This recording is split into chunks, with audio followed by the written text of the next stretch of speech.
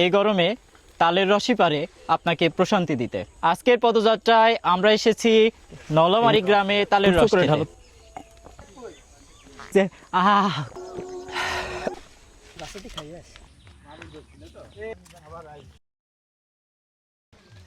ওই দেখা যায় তাল গাছ।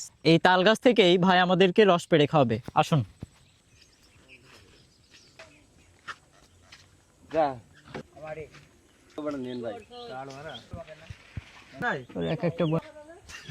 অধীর আগ্রহে অপেক্ষায় আছি কখন রস নামবে। হ্যাঁ, দাম বলা যাবে না। অবশ্য বাংলাদেশের সবচেয়ে তরুণ গাছই কতটুক করে রস হয়? 20 গ্লাস 30 গ্লাস। কয়টা গাছ কাটেন আপনি? গাছ মোটের পর 3টে কাটা হয়। প্রতিদিন কয়বার কাটা লাগে? 3 বেলা। একটা মনে করেন আমরা দুপুর করে রসটা বিক্রি করে দিই, আবার সন্ধ্যার রসটা বিক্রি হয়ে যায়, আর সকাল করে রসটা দিয়ে গুড় মুড় বানানো হয়। করুক আর একটু, এখান থেকে আর একটু প্রশান্তি।